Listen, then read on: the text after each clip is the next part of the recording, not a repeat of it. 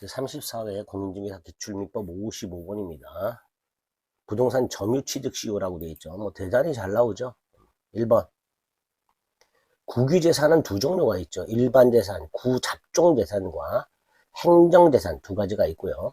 요 일반재산, 잡종재산만 시효취득이 가능하죠.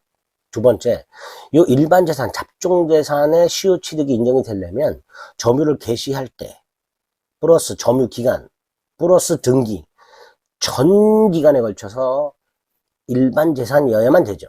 그런데 일반 재산의 시효가 완성된 후 행정재산이 되어버렸죠.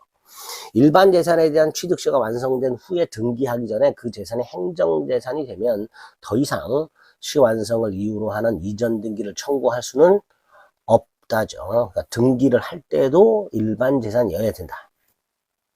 2번. 시효, 점유취득 시효 완성이 되면요. 누구를 상대로 이전 등기를 청구하죠? 시효 완성 당시 소유자. 시효 완성 당시 소유자가 누구예요? 소유권 등기 명인이겠죠. 그 사람의 확인의 원칙인데 조심해야 될 게죠. 그 시효 완성 당시 소유권 등기가 무효라면 그 등기 명인은 소유자가 아니잖아요. 따라서 이 사람한테 이전 등기를 청구해서 등기를 넘겨받아봐야 그것도 무효란 말이에요. 결국 시효 완성 당시 소유자, 소유권 등기 명인에서 그 등기 명인은 유효 등기를 전제하는 거예요.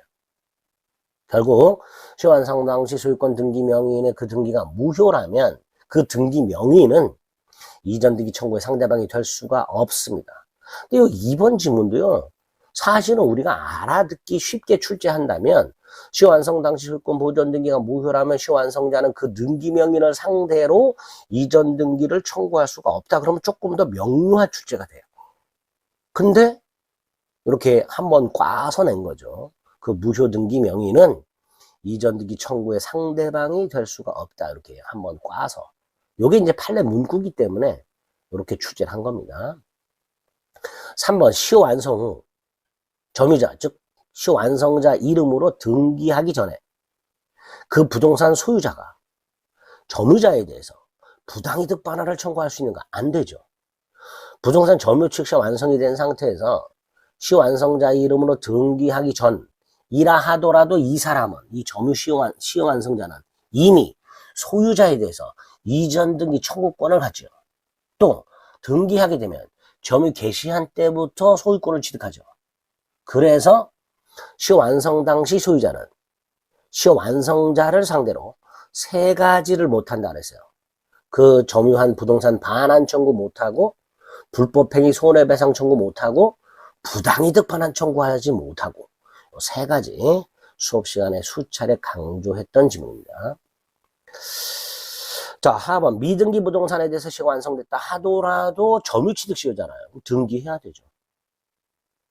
미등기 부동산에 대한 시효가 완성됐다 해서 등기 없이 소유권을 취득하지 못하죠.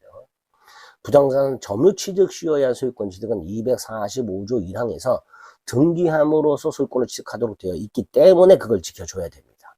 그래서 미등기 부동산에 대한 시효가 완성된 경우에도 등기하지 않는 한 소유권을 취득하지 못합니다. 5번이 문제죠. 이건 우리 시험 범위가 아니죠. 취득시효 기간에 대해서 소멸시효 기간에 관한 규정을 준용을 하는데 그 소멸시효에 보면 소멸시효 중단 사유 중에 하나가 압류가 있어요. 그러니까 부동산이 압류되면 취득시효 기간도 중단되는 거 아니냐 그걸 물어본 거예요. 근데 계속 말씀드리지만 소멸시효 중단, 소멸시효라는 제도 자체는 우리 시험 범위가 아니기 때문에 소멸시효 중단 사유도 우리 시험 범위가 아니에요. 따라서 소멸시효 중단 사유를 취득시효에 준용하냐 아니냐 이 지문도 나오면 안 되는 겁니다. 근데 냈지요? 틀린 지문입니다.